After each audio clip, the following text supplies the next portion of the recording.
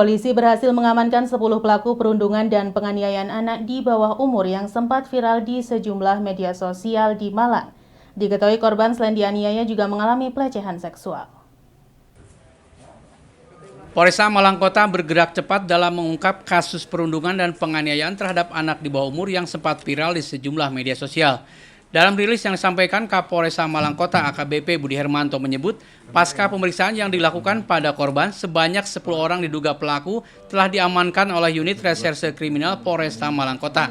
Kapolres menambahkan korban tidak hanya mengalami penganiayaan, namun juga mengalami pencabulan terlebih dahulu. Pencabulan tersebut diketahui oleh istri pelaku yang kemudian mengajak 8 rekannya untuk menganiaya korban. Setelah mengumpulkan alat bukti yakni pakaian yang digunakan korban dan terduga pelaku, serta ponsel berisi rekaman video kekerasan yang dialami korban, ditemukan kesesuaian sehingga polisi mengamankan 10 orang yang diduga melakukan tindak pidana penganiayaan. Karena pelaku masih di bawah umur, maka dilakukan pendampingan dalam memberikan tindak pidana. Polisi juga bekerjasama dengan psikolog P2T P2A dan Bapas untuk penanganan kasus penganiayaan dan pencabulan tersebut. Kejadian itu berawal di hari Kamis pagi hari, di mana korban dibawa oleh seseorang ke suatu tempat dilakukan persetubuhan. Nah, setelah itu istri dari si pelaku itu mengetahui kejadian tersebut serta membawa beberapa temannya untuk melakukan menginterogasi, menanyakan sampai dengan melakukan tindakan kekerasan terhadap si korban. Nah, dari kejadian tersebut dilaporkan 1 hari setelahnya, dan kami setelah menerima laporan polisi melihat bahwa situasi kondisi psikis korban ini masih sangat terpukul, sehingga kita masih mencoba mendalami dari alat-alat bukti lain. Di hari yang sama juga kami mendapatkan video yang viral tentang seorang pelajar dibully, dianiaya oleh beberapa orang. Nah, sehingga tim yang dipimpin oleh Kasat Reskrim melakukan pemeriksaan terhadap saksi-saksi, alat bukti, sehingga kita kemarin mengamankan lebih kurang 10 orang diduga yang melakukan tindakan kekerasan ataupun dan persetubuhan.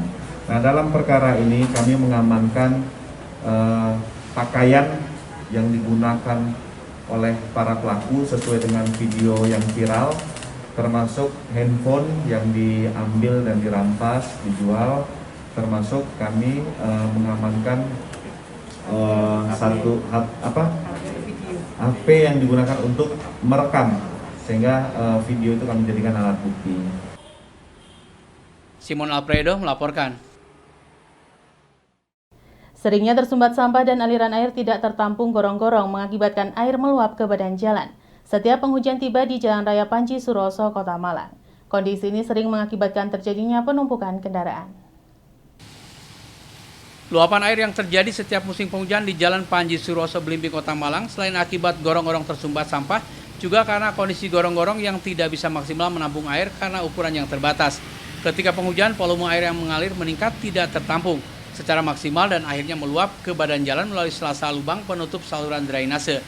Di kawasan tersebut, lebar sungai berkisar 2-3 meteran dengan kedalaman lebih dari 1 meter dari permukaan air sungai. Tetapi pintu air sungai itu menyempit akibat tembok bangunan, sehingga ketinggian air bisa mencapai 2 meteran.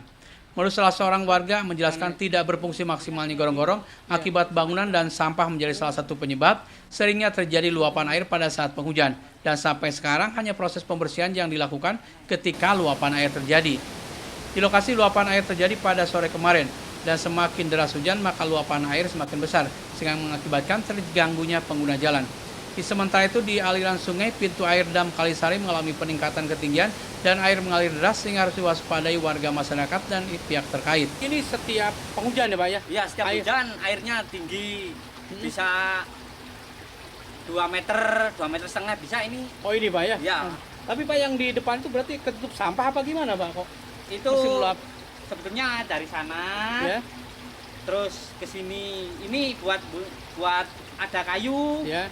diambil. Kalau nggak ada gini, tetap buntu sini. Oh, berarti sana itu apa terlalu kecil saluran airnya, Mas? Ya terlalu kecil. Kalau ada kayu masuk, Ya. nggak bisa jalan ini air ini. Tapi biasanya ada pembersihan juga Pak ya kalau anu? Ada itu apa itu? Dinas anu ya? Dinas Ya. sosial pasukan kuning. Ya, tapi pembersihan anu toh Pak ya? Ya pembersihan gini ngambili yang. Tapi kalau pelebaran saluran air belum ada ya? belum ada sini. Biasanya kalau di pom, di dekat pom itu kan biasanya mampet di situ Pak ya? Iya, makanya saya juga RW-nya nggak bisa ngatasi. Jadi itu ketika besar ini bisa tinggi Pak? Ini. Ya, itu naik ke situ. Oh, akhirnya bisa naik sampai situ Pak ya? Iya. Berarti sekitar 1 meter lebih Pak ya? Lebih. 1 meter. Pak, sebagai warga masyarakat harapannya gimana Ini Pak? aja 1 meter, Pak. Ya, Ini. Nah, Betul, ini kan sudah 1,5 meter. setengah Pak. Sini 1 meter.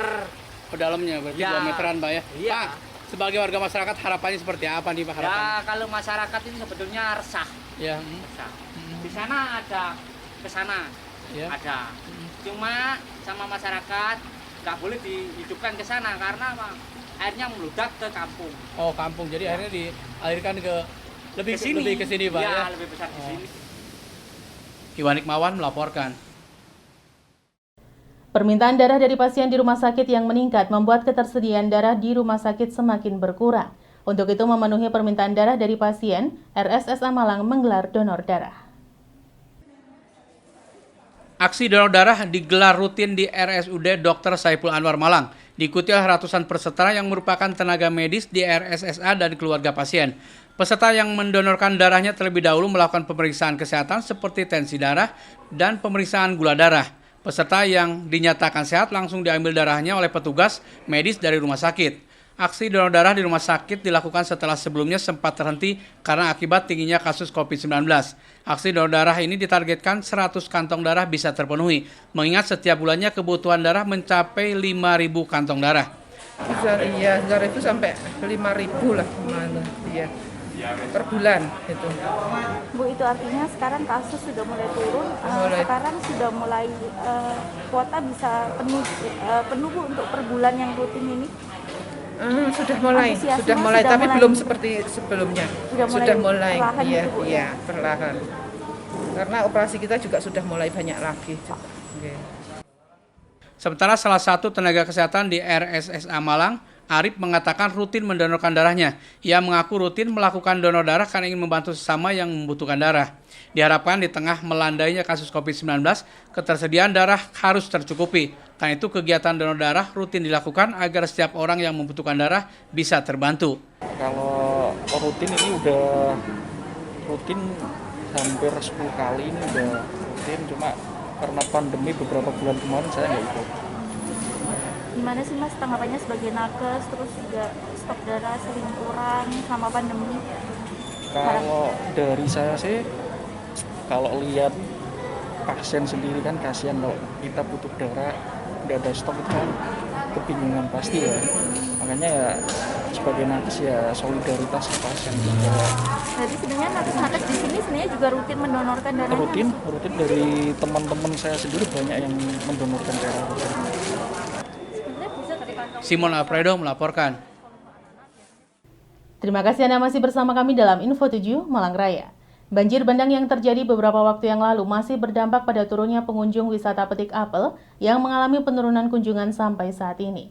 Para penyedia jasa wisata petik apel khawatir pada pemberlakuan PPKM level 3 menjelang Natal dan Tahun Baru mendatang, pengunjung wisata petik apel akan semakin sepi. Beginilah yang dirasakan oleh para penyedia jasa wisata petik apel pasca terjadi banjir bandang beberapa waktu yang lalu di Kota Batu. Masih terasa berdampak pada wisata petik apel setelah terdampak PPKM akibat pandemi, wisata petik apel mulai kembali bangkit. Tetapi kemudian terjadi banjir dan pengunjung kembali anjlok. Kondisi ini sudah lama dikeluhkan para penyedia jasa wisata ini karena sudah terdampak lama dan baru kembali bangkit sudah terdampak lagi. Dan kini jumlah pengunjung turun drastis dan hanya menyisakan 20%-an saja. Biasanya kunjungan mulai ramai pada hari Sabtu dan Minggu yang bisa mencapai 300 orang. Pasca kelonggaran PPKM di mana kunjungan ada peningkatan khususnya ketika libur akhir pekan ataupun libur nasional lainnya. Menurut salah seorang penyedia jasa wisata petik apel menjelaskan, kekhawatirannya dengan menjelang Natal dan Tahun Baru Dengan rencana pemberlakuan PPKM level 3 akan semakin berdampak pada sepinya kunjungan wisata Kota Batu, khususnya ke wisata petik apel. Di lokasi stand petik apel di kawasan Tulung Rejo Bumi Aji terlihat sepi kunjungan. Para penyedia jasa ini melakukan aktivitas mempersiapkan kunjungan wisatawan yang sejak pagi sampai menjelang siang masih belum ada kunjungan. Para penyedia jasa ini berharap pada menjelang libur Natal dan Tahun Baru ada peningkatan kunjungan walaupun pemberlakuan PPKM level 3 oleh pemerintah. Gimana Pak untuk perkembangan wisata petik apel saat ini Pak? Setelah kejadian banjir kemarin Pak? Ya, untuk setelah banjir ini sangat-sangat sepi lah. Iya. Iya. Karena apa ya? Tamu itu semuanya takut ke wisata ini.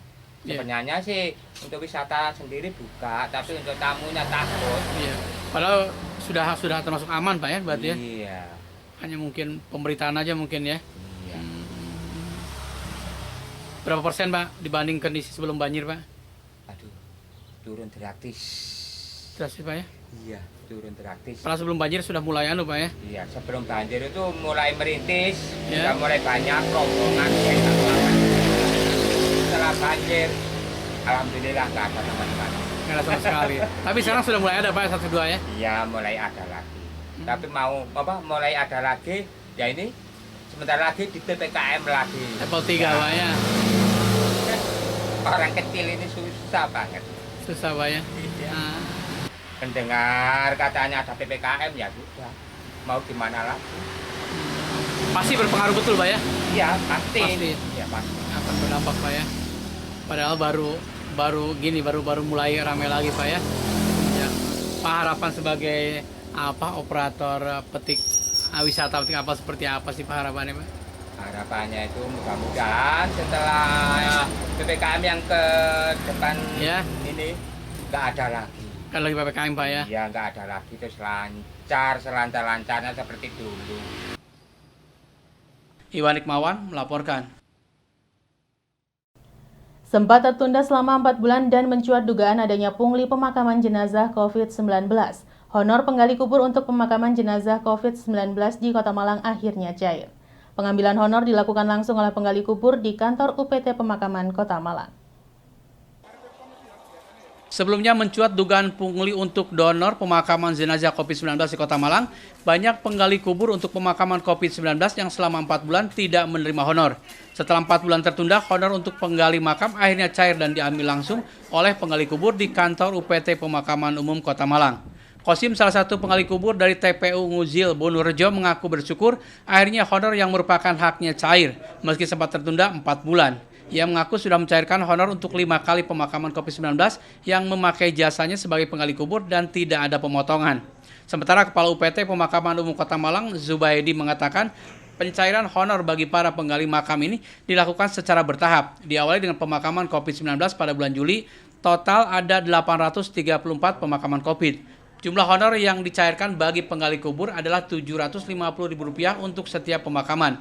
Ya, uang galian dari Pemkot. Pemakaman COVID, Pak? Iya, pemakaman COVID.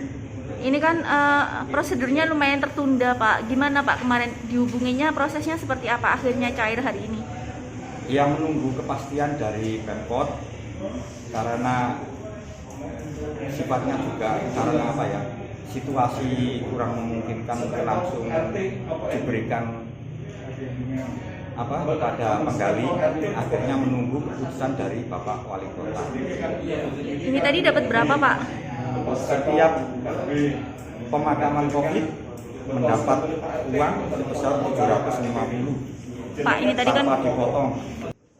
Untuk mencairkan honornya, para penggali kubur wajib melengkapi berkas administrasi sebagai bukti pernah menggali kubur untuk pemakaman COVID-19, disertai membawa serta Ketua RT RW sebagai saksi. Dilakukannya pencairan honor di kantor UPT Pemakaman untuk mencegah praktik pungli dan pemotongan honor yang sebelumnya terjadi di kepemimpinan sebelumnya. Terkait sistem pembagian ongkos gali kubur, jadi dari penggali sendiri kemudian didampingi sesuai dengan status kewargaan, jadi dia warga RT berapa, RW berapa, membawa salah satu Pak RT atau Pak RW, kemudian dibawa ke sini untuk menyaksikan pencairan sebesar 750 sekali ongkos gali. Demikian. Ini untuk saat ini yang kita cairkan di bulan Juli sebanyak 834 pemakaman. Jadi pada saat puncak-puncaknya pandemi COVID. Demikian. Pak, ini kan kemarin sempat ada agak ramai gitu Pak masalah ini. Kemudian akhirnya hari ini cair. Apa sih Pak yang bikin sempat tertunda agak lama Pak pencairan ini? Butuh proses apa? Ya mungkin dikarenakan itu masih berproses ya. Dan itu ada di pejabat yang lama. Jadi kan saya masih baru, masih berjalan kurang lebih 3 bulan. Yang kemarin-kemarin itu terkendalanya ada di mana kami kurang tahu. Demikian. Insya Allah kita targetkan karena memang di bulan Juli ini pas pada tahap puncak. Di puncaknya yaitu di angka 834 pemakaman. Jadi itu diperkirakan selesai di tanggal 7 Desember. Simon Alfredo melaporkan. Terima kasih Anda masih bersama kami dalam Info 7 Malang Raya. Untuk mengamankan dan melestarikan keanekaragaman Taman Hutan Raya Raden Suryo Malang, dilaksanakan kegiatan Sambung Roso dan Nandur Hutan yang dihadiri Kepala Dinas Kehutanan Provinsi Jawa Timur, Dr. Insinyur Jumadi. Kamis 25 November 2021 bertempat di Pendopo Tahura, Malang. Kegiatan Sambung Roso dan Nandur Hutan sedianya akan dihadiri langsung oleh Gubernur Jawa Timur Khofifah Indar Parawansa. Tetapi karena suatu hal Gubernur berhalangan hadir. Kegiatan Sambung Rasa dan Nandur Hutan dilaksanakan untuk mengamankan dan melestarikan keanekaragaman hayati yang ada di Taman Hutan Raya Raden Suryo dengan mengikut sertakan berbagai elemen masyarakat. Hadir pada kegiatan ini Kepala Dinas Kehutanan Provinsi Jawa Timur, Dr. Insinyur Jumadi MMT, Wali Kota Batu Dewanti Rupoko, beserta Wakil Wali Kota Batu Punjul Santoso, Kepala UPT Tahura Ahmad Suyudi, Sarjana Kehutanan dan berbagai elemen masyarakat. Dalam laporannya, Kepala UPT Taman Hutan Raya Raden Suryo Ahmad Suyudi menjelaskan Tahura ini menjadi tempat hidup berbagai aneka ragam hayati, baik tanaman maupun hewan seperti elang Jawa, lutung Jawa maupun macan kumbang, dan berbagai kegiatan dilaksanakan dalam upaya untuk menjaga kelestarian Tahura serta manfaatnya bagi warga sekitar. Sementara itu dalam sambutannya Wali Kota Batu Dewanti Rupoko mengajak semua pihak untuk bersinergi dalam memelihara dan menjaga kelestarian alam termasuk keberadaan hutan. Pada kesempatan tersebut juga diserahkan bingkisan kepada para relawan Tahura oleh Kepala Dinas Kehutanan Provinsi Jawa Timur, Wali Kota Batu, dan undangan lainnya. Iwan Hikmawan melaporkan.